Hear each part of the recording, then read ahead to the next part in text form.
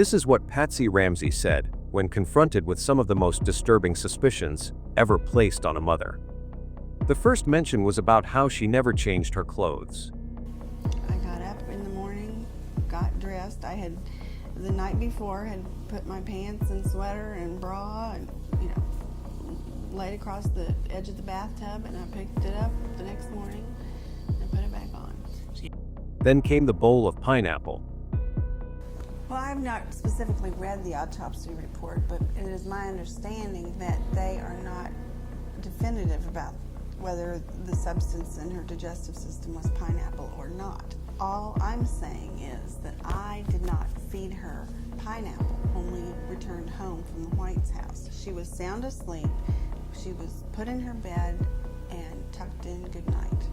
And finally, the most chilling part of all, the motive. And comparing the two, what about the bedwetting with the shoulder? It was not an issue. I mean, I've said this before, all children have accidents. If she was especially tired when she went to bed and didn't go to the bathroom before she went to bed, she could have had an accident. It was few and far between. It was not a big deal. All four of our other children had similar experiences. That was made much too much of something of nothing. What people noticed most wasn't just what she said, but the fact that she never mentioned JonBenét, not once, with a calm, detached tone. Was she telling the truth? Could she really be innocent, when so many things about her had long been a danger to JonBenét? And most haunting of all, when Patsy Ramsey died, did a piece of the truth die with her? Who was Patsy Ramsey? Patricia Ann Poff, known later as Patsy Ramsey, was born on December 29, 1956, in Parkersburg, West Virginia, United States.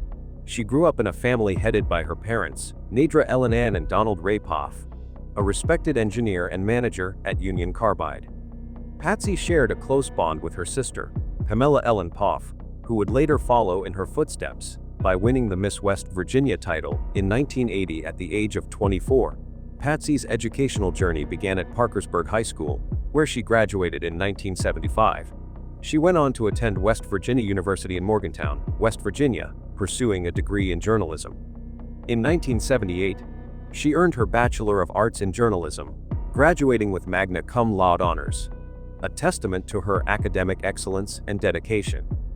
During her time at West Virginia University, Patsy was actively involved in extracurricular activities. She joined the Alpha Psi Delta sorority, a prominent social organization for female students, which allowed her to engage deeply in campus life. Her charisma and poise shone through when at the age of 20, she competed in and won the Miss West Virginia title in 1977. This achievement highlighted her dynamic presence in community and pageant events, marking a significant milestone in her early life. In the late 1970s, JonBenét Ramsey, a 35-year-old businessman born in 1943 in Nebraska, met Patsy. John, a Michigan State University alumnus with degrees in electrical engineering and business administration, had served in the U.S. Navy and was recently divorced from his first wife, Lucinda Pash, in 1978. After a marriage from 1966 that produced 3 children, Elizabeth, Melinda, and John Andrew. Reports suggest his divorce stemmed from an affair, described by a friend as the final straw in a strained relationship. Despite earlier business setbacks in Michigan, John's ambition and lavish tastes defined him. Though some viewed him as self-serving, capable of deceiving even those closest to him to achieve his goals. Patsy brought social finesse and a taste for luxury that complemented John's persona. Her affluent family, led by her father, a Union Carbide engineer, supported her aspirations. The couple's relationship blossomed quickly, likely due to their shared social circles in Atlanta's vibrant business and cultural scene, though specific details of their courtship remain scarce. On November 5, 1980, John and Patsy married in Atlanta, with Patsy at 23 and John at 37.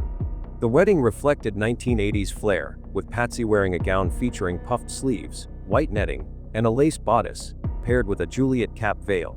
Trendy yet later, called era-specific by online commentators. Her family reportedly purchased a home for the couple and aided John's business ventures, bolstering their start. After marrying, they built a family, welcoming son Burke in 1987 and daughter JonBenét in 1990, both born in Atlanta. In 1991, they relocated to Boulder, Colorado, where John took the helm of Access Graphics, a software company later acquired by Lockheed Martin. His earlier founding of Advanced Product Group in 1989 marked his rising success, providing financial stability. While some speculate tensions or differing motives influenced their union, John drawn to Patsy's charm, Patsy to his stability, these remain unconfirmed. Their marriage, blending John's entrepreneurial drive with Patsy's social grace, laid a foundation for a prosperous life together.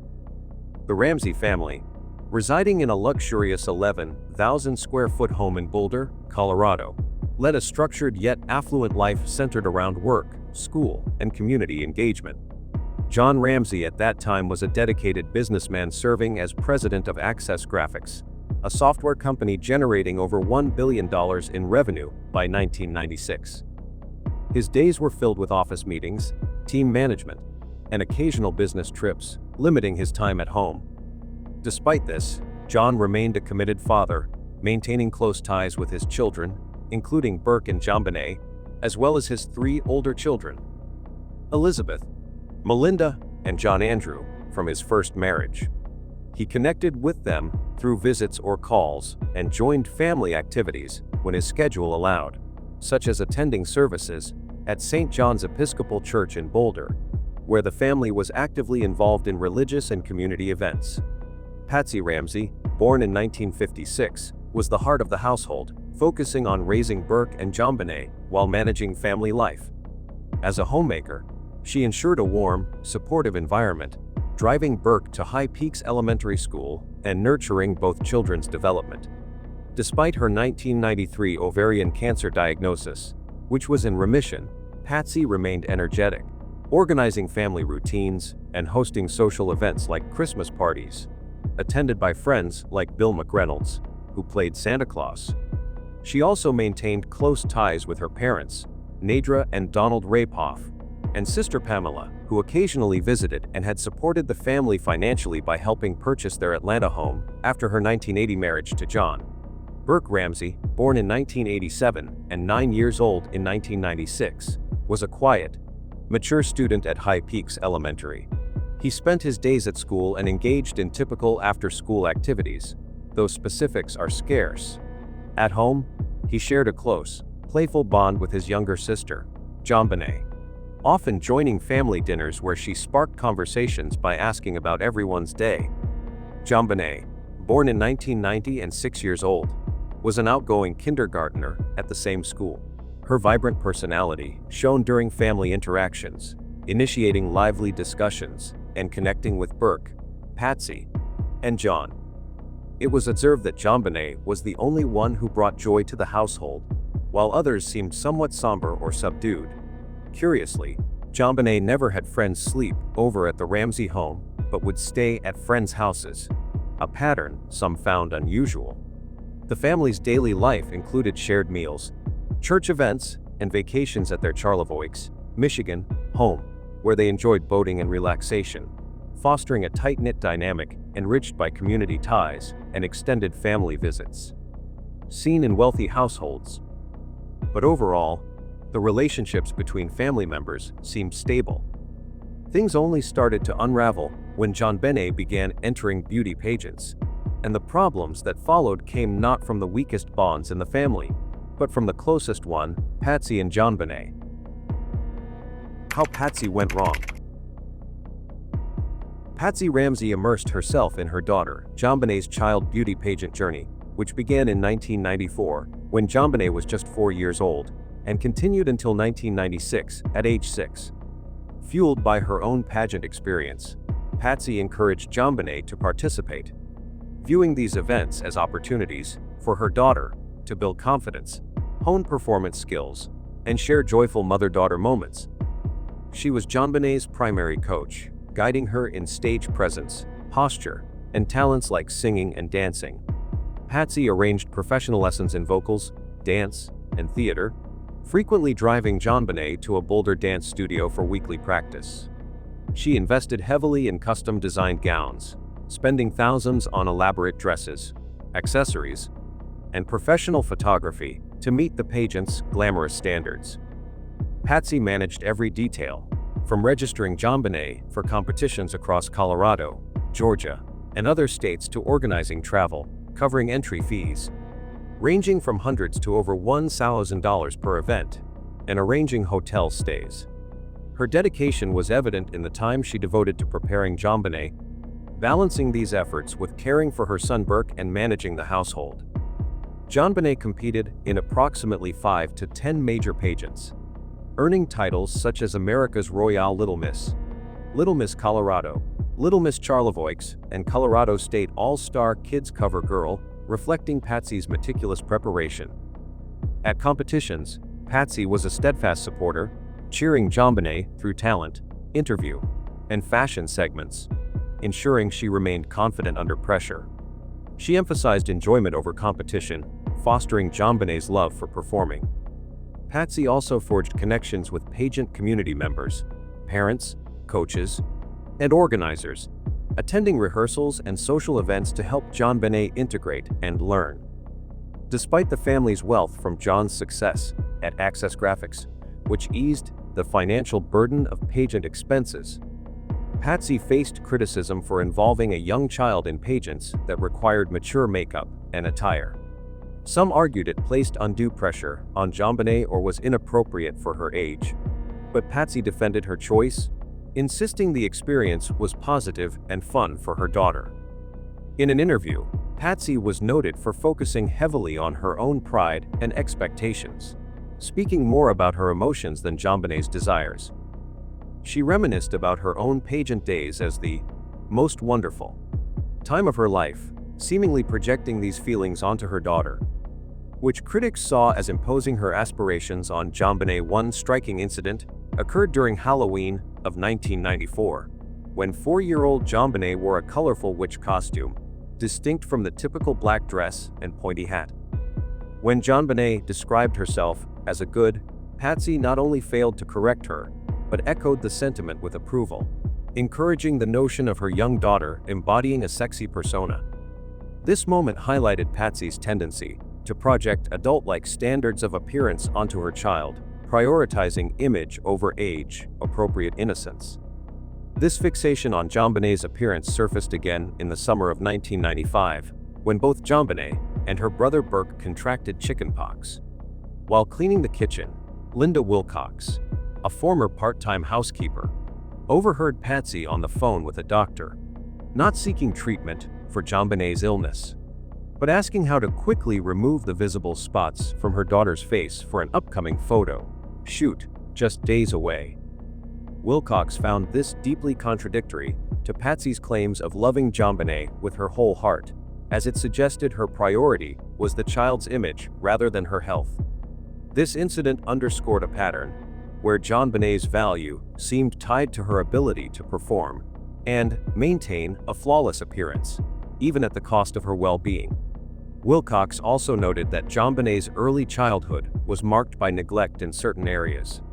For instance, John Ramsey once complained about struggling to find matching clothes for JonBenét when the nanny, Suzanne, was absent. The reason, Wilcox explained, was that JonBenét often wore hand-me-downs from her older brother Burke, lacking clothes of her own. Wilcox believed JonBenét received little attention until she began to perform in pageants, suggesting that her worth, in Patsy's eyes, was tied to her ability to shine in the spotlight rather than her intrinsic value as a child. Patsy's controlling tendencies extended beyond JonBenét's appearance to other aspects of the household, including a secretive incident involving the family dog, Jax, a Beckenfries. After a vet visit, Wilcox noticed the dog seemed smaller. When questioned, Patsy whispered, "Don't tell anyone," admitting she had swapped the sick dog, which had liver disease, for a healthy look-alike without informing anyone, including JonBenét. This act of deception, carried out effortlessly, reflected Patsy's inclination to manipulate situations to maintain appearances, a trait that Wilcox found eerily paralleled in how she managed JonBenét's image, prioritizing a polished exterior over genuine care. The pressure to uphold a perfect image was further evident in JonBenét's final days with Wilcox, when the child was preparing for a promotional photo shoot. On a Monday, JonBenét gathered dresses and accessories, heading upstairs with Patsy for hair and makeup before leaving for the shoot. These images, including one of JonBenét in a swimsuit holding an inflatable duck, became iconic. Wilcox never saw her again after that day, but the memory highlighted Patsy's intense focus on crafting JonBenét's public persona, even at age 5. This obsession with image also influenced JonBenét's perception of herself. When Suzanne, the former nanny, offered to take JonBenét and Burke to McDonald's, a place JonBenét once loved, the 5-year-old coldly replied, "Eating McDonald's makes you fat." Wilcox saw this as evidence that JonBenét had internalized Patsy's rigid standards about appearance at an alarmingly young age, reflecting the unhealthy pressure placed on her to conform to ideals of beauty and thinness. Patsy's sensitivity to the family's image extended to their social standing. When a dress JonBenét wore to Easter services appeared on display at Walmart, both Patsy and her mother, Nidra, were outraged, feeling it demeaned their status. This reaction revealed how deeply Patsy tied JonBenét's image to the family's perceived prestige, further emphasizing her fixation on external validation. JonBenét's childhood was further marked by emotional and social isolation. JonBenét struggled with sleep, often relying on a bottle and videos to fall asleep, sometimes in a room with a TV rather than her own. These habits, encouraged by Patsy and John, suggested a lack of nurturing routines, further distancing JonBenét from a typical childhood. In the darkest point, Patsy Ramsey's battle with stage 4 ovarian cancer, diagnosed around 1993, profoundly shaped her psychological state, casting a long shadow over her life and interactions with her family. The disease dominated her existence, with every aspect of family life revolving around Patsy's illness. This obsession consumed her, altering how she engaged with her husband, John, and their children, JonBenét and Burke. The constant awareness of her mortality created a pervasive anxiety, amplifying her need to control her environment and project an image of perfection. During this period, Nidra, Patsy's mother, moved in to care for the children, relieving some of Patsy's burdens, but also highlighting the extent to which her illness dictated the household's rhythm. This dynamic left Patsy emotionally strained, grappling with the fear of limited time and the pressure to maintain a flawless facade.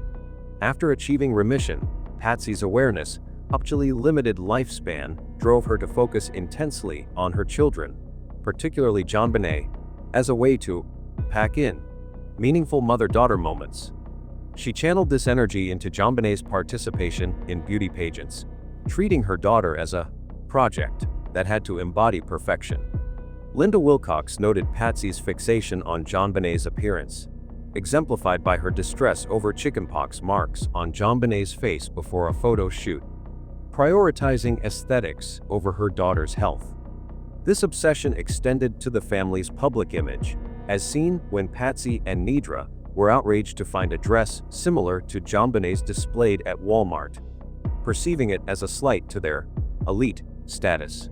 These incidents reveal a deep-seated need to control how the family was perceived, likely a coping mechanism for the vulnerability and loss of control Patsy felt during her cancer battle.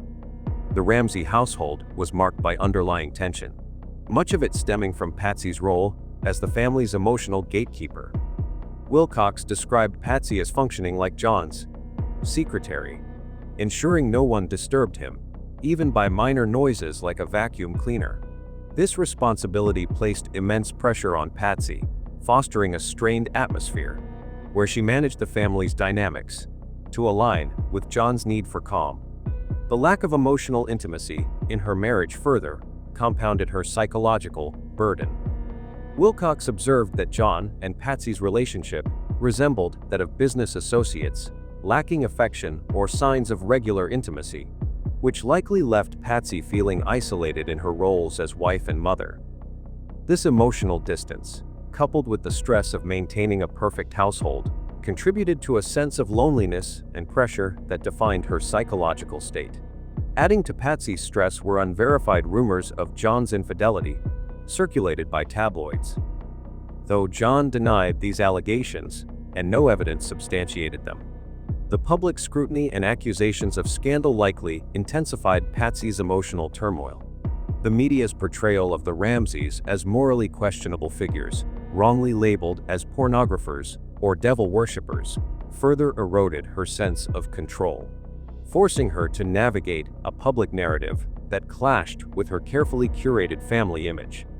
These external pressures, combined with the internal strain of her marriage and the lingering trauma of her cancer, created a perfect storm of psychological distress. The Ramsey home itself reflected a disorganized and chaotic undercurrent, as illustrated by the flooding incident in November 1995. A painter's negligence led to a 3-day flood, causing $20,000 in damage, which went unnoticed until Wilcox intervened. Patsy's absence during this crisis, coupled with John's tightly controlled anger upon discovering the damage, underscored the family's reliance on external help and the suppressed tension within. This event, unaddressed beyond threats and insurance claims, mirrored Patsy's broader tendency to manage crises by maintaining appearances rather than confronting underlying issues. The cumulative weight of her cancer's emotional toll, the pressure to uphold a perfect image, the strained marriage, and the relentless public scrutiny pushed Patsy to a breaking point. In this context of overwhelming stress and emotional isolation, it is likely that Patsy turned to Xanax as an extreme measure to cope with her psychological distress, seeking relief from the relentless anxiety and pressure that defined her life during this period.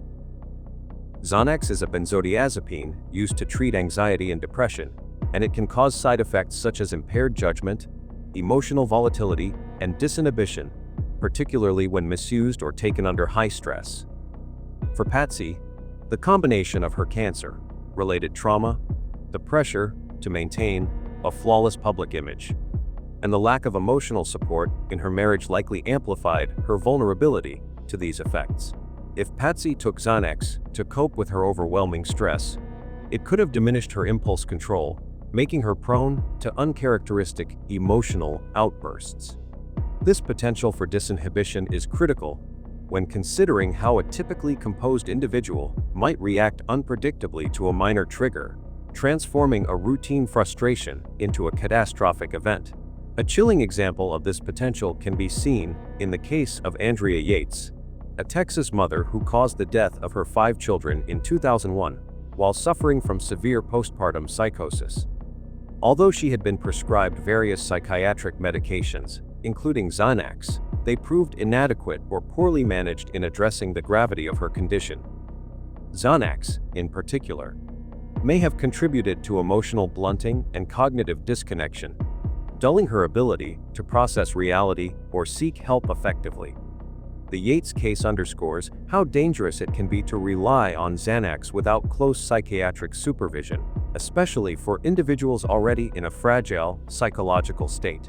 It serves as a grim warning of how this seemingly common anti-anxiety drug can, under the wrong circumstances, become a catalyst for tragedy. Throughout the 2.5 years Linda Wilcox worked as the Ramsey family housekeeper from 1993 to 1995, she observed that both JonBenét and Burke frequently wet the bed, a common issue in the household that Patsy Ramsey managed as part of her parenting duties. JonBenét, aged 2.5 to 4 during Wilcox's tenure, experienced bedwetting that was not chronic but occurred regularly. Contrary to typical developmental patterns where bedwetting diminishes with age, JonBenét's issue worsened as she grew older, continuing even at age 6. Wilcox recalled John Ramsey once instructing her to change the sheets because the kid wet the bed again, confirming that both parents were aware of the problem. Burke, at 7 years old, also wet the bed, which Wilcox did not find unusual, noting that bedwetting can be hereditary and that boys often experience it longer than girls. The absence of waterproof sheets or medical interventions, with JonBenét using only pull-up diapers, suggests the family treated the issue as routine rather than a medical concern requiring serious attention. Patsy did it, or PDI theory posits that Patsy, in a fit of rage over JonBenét's bedwetting, lost control and killed her daughter. But this hypothesis is challenged by Patsy's familiarity with the issue. Wilcox's observations indicate that Patsy handled bedwetting for both children without extreme reactions, suggesting that it was unlikely to provoke the brutal violence seen in JonBenét's death: bludgeoning, strangulation with a garrote, and possible assault. The severity of these injuries points to a level of aggression inconsistent with Patsy's typical behavior, as she had never shown such rage over bedwetting in the past. Wilcox emphasized that if she, a part-time housekeeper, knew about the bedwetting, John's public claim of ignorance was a blatant lie, raising questions about the family's honesty, but not directly supporting the idea that bedwetting alone triggered a violent outburst from Patsy. Several pieces of evidence, including the blanket wrapped around JonBenet, the garrote used to strangle her, and the bowl of pineapple found in the Ramsey home, have been cited as supporting this theory. While these elements do not conclusively prove Patsy's involvement, they have fueled debate and suspicion, particularly due to their connection to the Ramsey household and Patsy's behavior and statements. The following analysis explores these pieces of evidence in detail, presenting their significance within the context of the case. The discovery of JonBenét's body, wrapped in a white blanket, in the basement of the Ramsey home, has been a key point for those who suspect Patsy's involvement. The blanket, found by John Ramsey on December 26, 1996, was reportedly taken from a dryer in the home, a place where Patsy, as the primary homemaker, would have stored linens. This detail suggests that the person who wrapped JonBenet was familiar with the household's layout and routines, pointing more toward a family member than an unknown intruder. The act of wrapping the body in a blanket could indicate a sense of care or remorse, emotions more likely associated with a parent than a stranger. Furthermore, no evidence suggests an intruder brought the blanket into the home, which strengthens the argument that someone within the family, possibly Patsy, was responsible for this act. The intimate nature of this detail has led some investigators to question whether Patsy staged the scene to obscure the true circumstances of JonBenét's death. The garrote, a makeshift strangulation device made from nylon cord and a broken paintbrush, is another critical piece of evidence. The paintbrush was identified as one of Patsy's used for her art projects and was stored in the home. The construction of the garrote, with its precise knots and careful assembly, suggests it was not the work of a rushed intruder, but rather someone with access to household items and time to create it. Patsy, who was known to engage in crafts, would have been familiar with such materials and possibly capable of constructing the device. The absence of clear foreign DNA on the garrote further complicates the intruder theory, as it implies the killer used items already present in the home. Some investigators have argued that the garrote's complexity and the use of Patsy's paintbrush point to her involvement, either directly or in covering up an incident. This has led to speculation that Patsy may have acted impulsively or in a moment of panic, using readily available materials to stage or complete the crime. The bowl of pineapple found on Ramsey's dining table adds another layer to the hypothesis. Autopsy reports revealed undigested pineapple in JonBenét's stomach, indicating she ate it shortly before her death. The bowl, which had Patsy's and her son Burke's fingerprints, contradicts Patsy's claim that she did not prepare or recall serving pineapple that night. This discrepancy raises questions about her truthfulness and suggests she may have interacted with JonBenet in the hours leading up to the murder. The presence of pineapple places JonBenet in the home, likely with a family member, shortly before her death, undermining the idea of an intruder attacking her immediately after the family returned from a Christmas party. Some theories propose that the pineapple could be linked to a domestic incident, perhaps an argument or accident involving Patsy that escalated tragically. The fingerprints on the bowl, combined with the timeline of digestion, suggest Patsy was involved in some capacity, whether in preparing the snack or being present during the events leading to JonBenét's death. their emotionally distant marriage, likened to a business partnership by housekeeper Linda Wilcox, indicates John's pragmatic approach to crisis. His motive was likely to shield Patsy from legal consequences and preserve the family's image amid media rumors, like false infidelity claims in tabloids. John's behavior supports his capacity for a cover-up. During a 1995 flooding incident, Wilcox noted his extreme self-control, his eyes changing color with anger yet remaining calm. This restraint suggests he could stage elements like the ransom note or blanket wrapping to deflect suspicion from Patsy. On the morning of JonBenét's death, John found and moved her body, disrupting the crime scene, possibly to obscure evidence like the garrote made from Patsy's paintbrush. The Ramseys' limited cooperation with police, as noted by Wilcox, hints at a coordinated effort to limit scrutiny. John's business acumen likely aided in managing the crisis, perhaps guiding the ransom note's creation to suggest an intruder. Ramsey family secrets.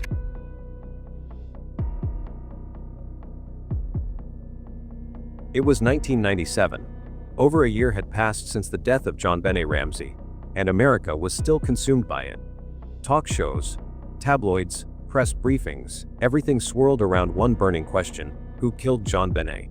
And into that chaos stepped Kimberly Ballard, a woman from Tucson, Arizona, previously unmentioned in any police files, any witness statements, any official record. And yet there she was, it in studio lights, her voice soft and honeyed, spinning a tale that, if true, could collapse whatever was left of John Ramsey's public image. Ballard claimed she and John had carried on a secret affair beginning in November 1994 and ending in April 1995, precisely during the time when Patsy Ramsey, John's wife, was undergoing chemotherapy for ovarian cancer. According to her, it all started with a tiny personal ad in USA Today. Just a line or two. Harmless on the surface. But to Ballard, it was a spark. A signal. She described the man behind the ad as seasoned, refined, and searching for something his wife couldn't give him. Their first meeting, she said, took place at an upscale restaurant in Tucson. It was warm that night.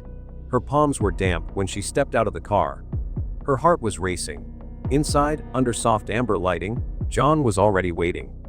He wore a crisp suit, an expensive watch. His eyes calm, calculated. He looked at me like he already knew everything about me, she later said. What happened after that, she claimed, went far beyond casual flirtation. Ballard painted a picture of John Ramsey as controlling and meticulous, picking out her clothes, choosing her lingerie. He allegedly bought her silk dresses, winter coats, and handed her cash, about 1,000, a gesture she described as generous, but suffocating. She said it wasn't just affection, it was ownership. He didn't want to love her. He wanted a doll to dress, to mold, to shape into his fantasy. She spoke of meetings at luxury hotels, sometimes in Tucson, other times at the Brown Palace Hotel in Denver, a place known for its chandeliers, velvet drapes, and quiet corners made for secrets. There, she said, they would dine in near silence, the clinking of wine glasses disguising the weight of betrayal. He always had a cover story, always a reason to be away on business. And always, she claimed, he picked her outfits the way a man orders a meal. A black silk dress for dinner, a burgundy nightgown for the hotel suite, and once, he told me, don't wear purple. Patsy likes purple. Then came the moment everything shifted. One night, she waited at a Tucson Dell for a planned rendezvous. He never showed. She called, no answer. Hours passed. The silence said more than words ever could. In her journal, she wrote one line, I was just a secret he forgot. According to Ballard, that was the last time she heard from John Ramsey. No goodbye. No explanation. But it didn't end there. Months after the affair supposedly ended, right around the time JonBenét's murder became national news, Ballard said she got a phone call. The voice on the line was deep, cold. If you talk, you'll end up like that little girl. She recounted the call with trembling hands. That threat, she said, was what kept her quiet. For almost a year, she said nothing. Until she couldn't hold it in anymore. Until she went public, claiming she was ready to tell the truth. But here's what no one in the media wanted to say out loud. Nothing she said could be verified. Not the dates. Not the hotels. Not even one confirmed sighting of the two together. When police tried to speak with her in 1997, she refused twice. When they checked hotel logs, travel records, phone calls, there was no trace of John Ramsey and Kimberly Ballard ever meeting. And perhaps most telling of all, Ballard eventually walked back parts of her story. First it was an affair. Then, it was a single meeting. Then, maybe they never had anything at all. In the end, it wasn't a confession. It was a whisper in the storm. One more distraction, in a case already drowning in lies, noise, and tragedy. Kimberly Ballard's sudden appearance in the media ignited a frenzy. Practically overnight, her name was plastered across tabloid headlines and syndicated talk shows, from hard copy to Inside Edition. This petite woman from Tucson, previously unknown to investigators or the public, was now being introduced as the blonde mistress who claimed to have shared a secret affair with John Ramsey. The media quickly transformed her into a symbol, the seductive outsider, the hidden scandal behind a polished family image. Headlines branded her as Ramsey's blonde confession and the other woman in the JonBenét tragedy. Television producers didn't need confirmation, they needed ratings. And Ballard gave them what they wanted. Her voice was calm, her storytelling precise, almost rehearsed. She spoke with unsettling ease about silk dresses, hotel suites, expensive gifts, and whispered conversations behind closed doors. To many, it felt like a second betrayal, as if John Ramsey, the grieving father, had lived a double life, and Ballard had arrived to expose it. But as the initial shock wore off, questions began to surface. Her story was too clean, too perfectly delivered. She never stumbled over a date, she never hesitated. Journalists noted how she repeated the same version in every interview, never deviating, never expanding, as though she were stuck on a script.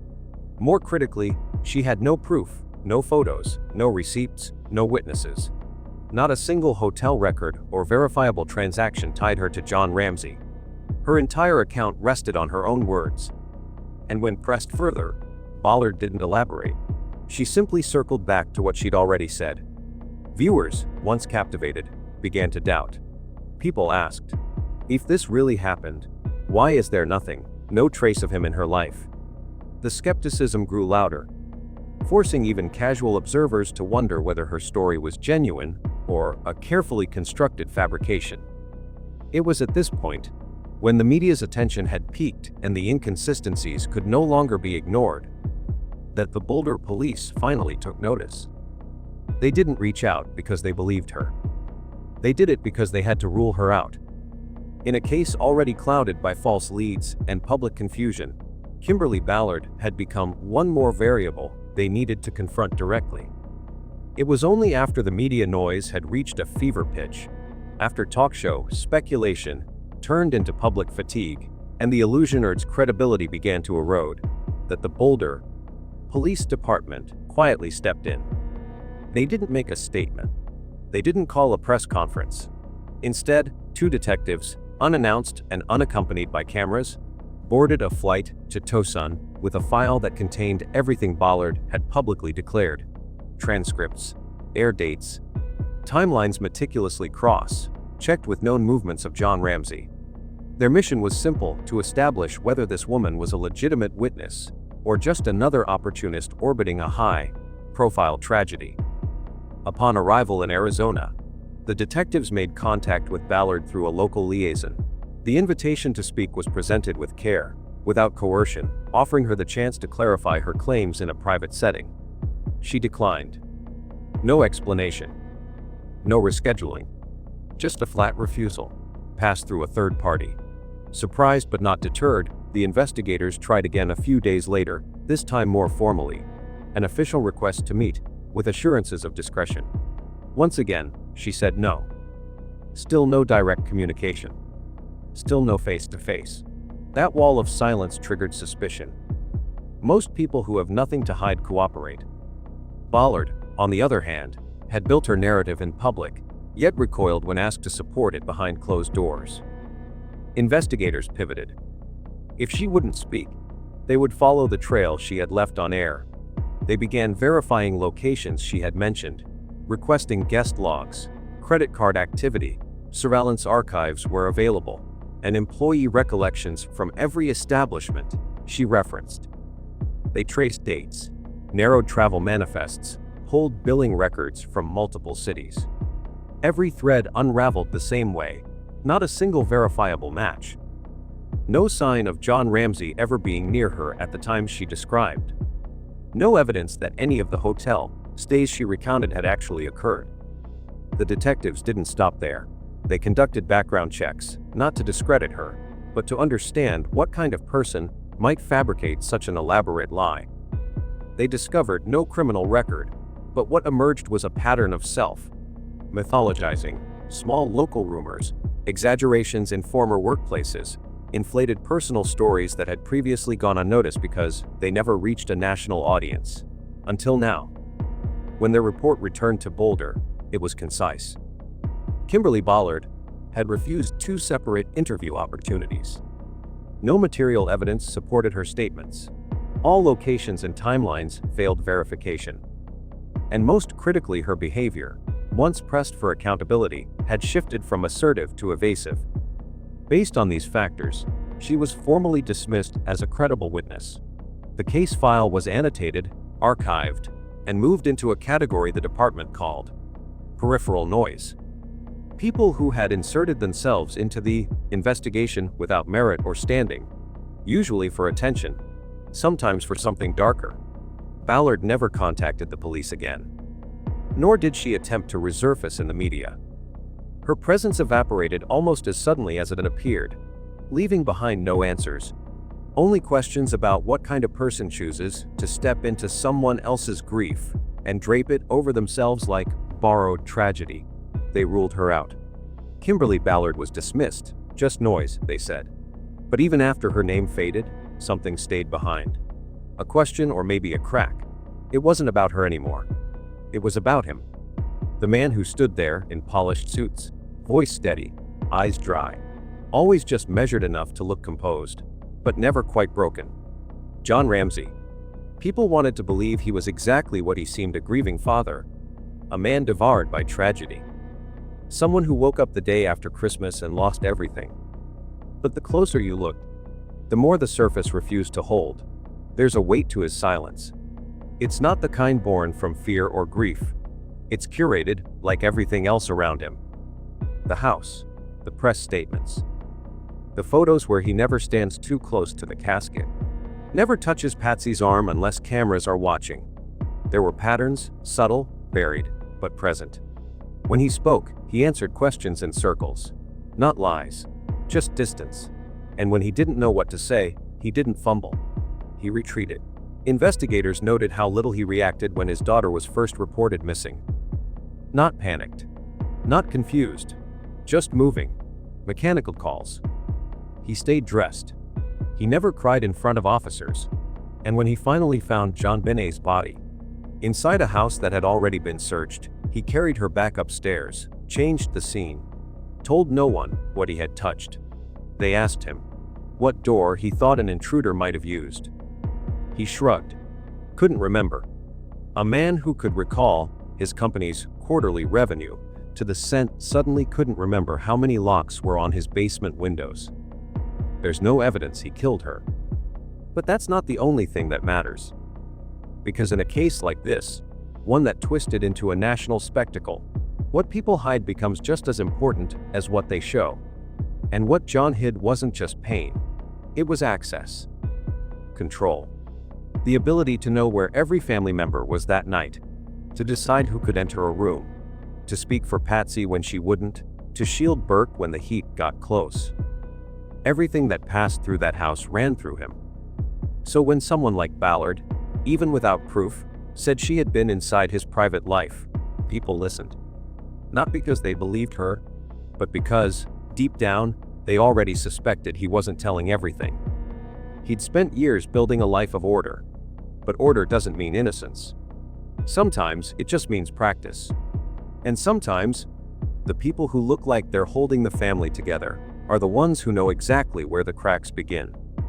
If John Ramsey's public persona was built on discretion, discipline, and devotion, then Kimberly Ballard wasn't just a rumor, she was a fracture.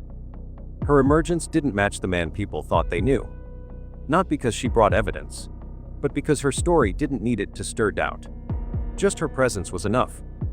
A name no one expected, tied to a version of John that didn't belong in sympathy reels or church pews. A version of him that booked hotel rooms under other names, bought silk nightgowns for women who weren't his wife, and flew across states with a suitcase full of excuses. According to her, their affair wasn't accidental. It was deliberate, initiated, nurtured, and protected with care. He chose the cities. He dictated the schedule. He selected her clothes. He didn't just want companionship, he orchestrated it. A man who controlled everything else in his life seemed to want control here too, down to the color of the dress she would wear to dinner. And if she's to be believed, that control was coded in charm. Masked as affection, but always transactional.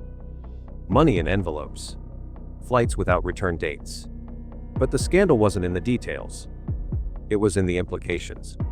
If a married man, whose wife was battling cancer, could sustain a hidden relationship for months without a single trace, then what else might he have tucked away behind closed doors?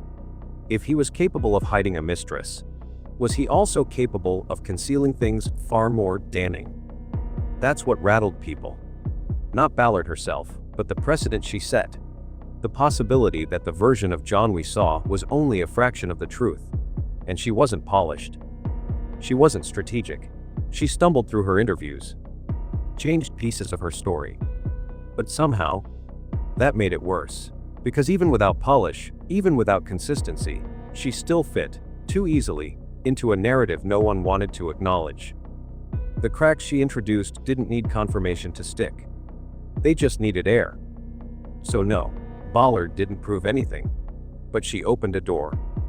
And once that door was ajar, it became impossible not to wonder how many more like her existed.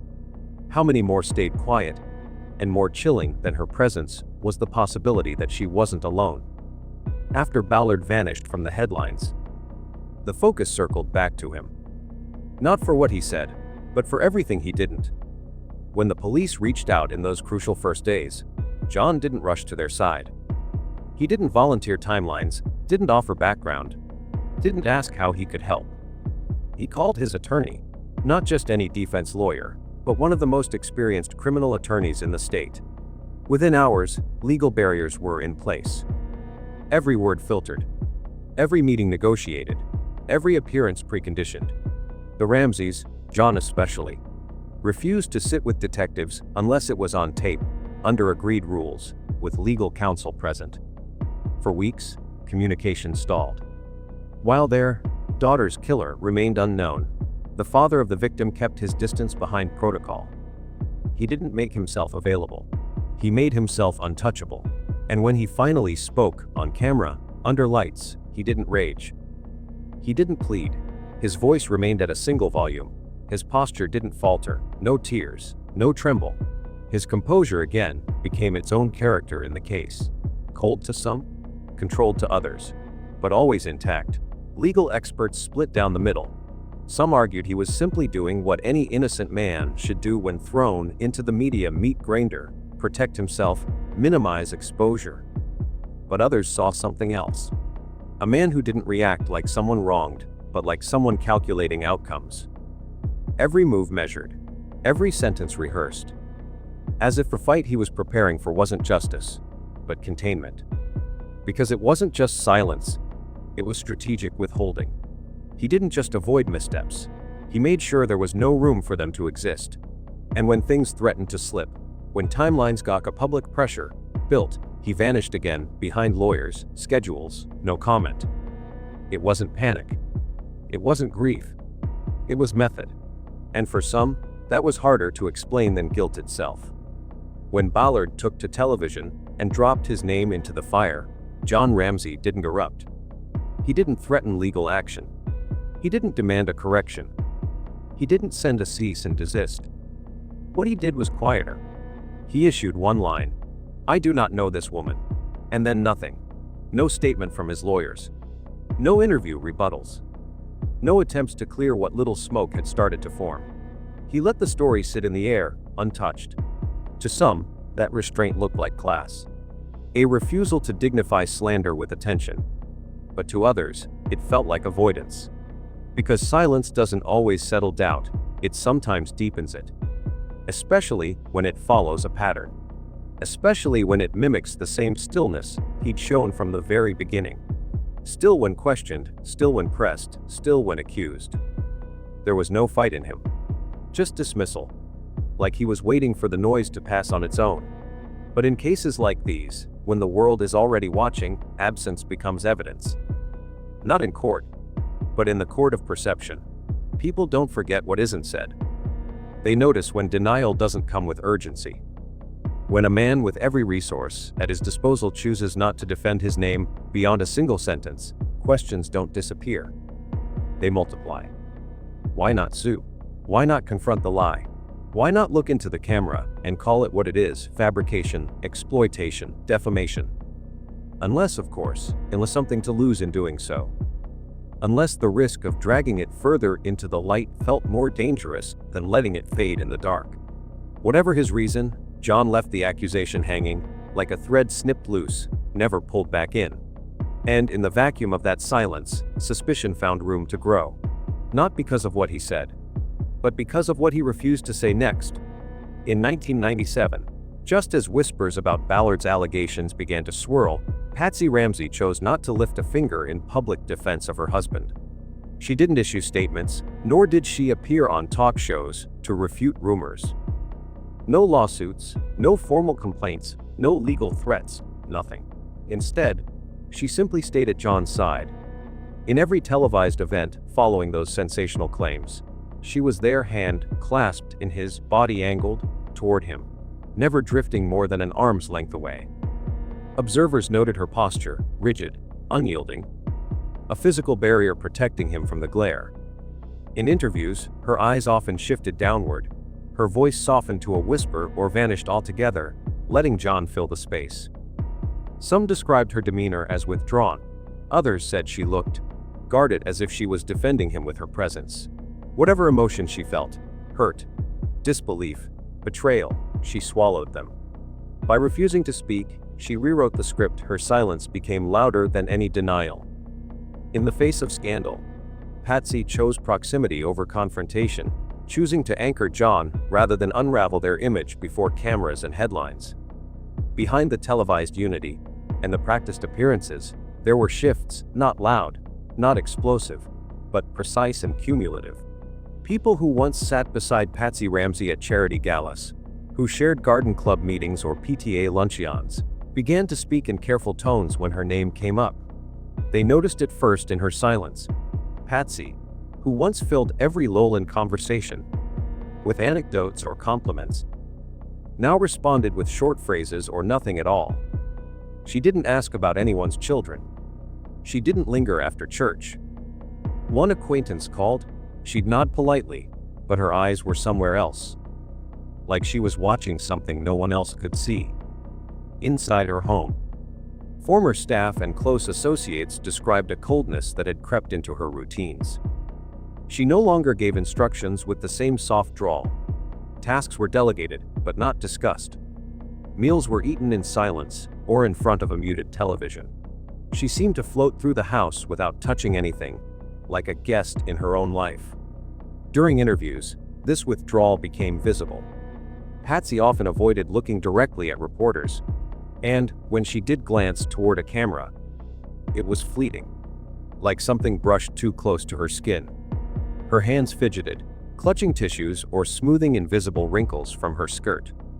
She deferred to John for every question, letting him speak even when the topic was maternal or intimate. Her voice, when heard, sounded distant, hollow in tone, detached in rhythm, as if the words were passing through her, not from her. In one segment from a local news interview, while John answered a question about their daughter's last Christmas, the camera caught Patsy blinking rapidly, then staring into the middle distance, lips slightly parted but unmoving.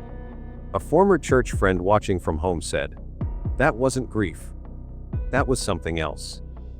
Like she'd stepped out of her body. What disturbed many wasn't just her quiet, but the calculation in it. She didn't break down on air. She didn't contradict John. She didn't flee. She stayed stone still. And that unwavering stillness, to some, looked less like loyalty and more like surveillance. There were no declarations, no emotional pleas, no furious denials of Ballard's story. But what emerged instead was something harder to define: a woman who seemed to be preserving a narrative with every breath she didn't take. A woman who, in choosing silence, might have been saying everything. To understand Patsy's refusal to address Ballard's claims, one must consider the silence not as absence, but as a selected response, one that could emerge from entirely different psychological terrains. There are three dominant interpretations among those who studied her demeanor, and each carries distinct implications. The first, and perhaps the most charitable, assumes absolute trust. In this frame, Patsy's silence was not submission, but dismissal. She did not dignify Ballard's allegations because she believed them to be beneath her. To her, Ballard was noise, manufactured drama designed to fracture an already devastated family. Engaging with it would have been granting it legitimacy. So she turned her face away, not from uncertainty, but from contempt. People who believe in their spouse, without hesitation, don't ask for public defense. They simply keep standing beside them. If this was Patsy's posture, then her silence was a kind of armor, quiet faith against public chaos. The second view is more complex that she knew. That long before the cameras, before the interviews, she had already pieced it together. The gaps in travel, the unexplained absences, the sudden purchases. But she had made peace with it. Or at least buried it deep enough from rising again. In this reading, the silence was a truce. A line drawn between past betrayal and present survival. She may have forgiven John, privately, under terms never spoken aloud. And with that forgiveness came a price: to never revisit it, to never allow it oxygen. Her silence then becomes a kind of maintenance, a vow renewed not out of romance, but out of necessity. To keep the house standing, she refused to acknowledge the cracks in its foundation. The final, and most unsettling, possibility is that she did not forgive, and did not believe. But she understood the stakes. She knew that any fracture shown in public could shatter what little credibility they had left. And so she played her part, not out of devotion, but out of strategy.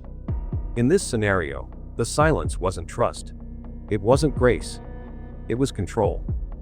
Not over John, but over optics. A quiet calculation that said, if we splinter now, they will devour us. She chose unity, not because she felt it, but because she knew the cost of its absence. That kind of silence doesn't come from peace. It comes from exhaustion. From knowing too much and saying too little, for too long. Each of these silences paints a different woman. A loyal wife, a resigned partner, a tactician under siege. And the truth may not lie neatly in any single version. But whatever the origin, her silence shaped perception more than any spoken denial ever could.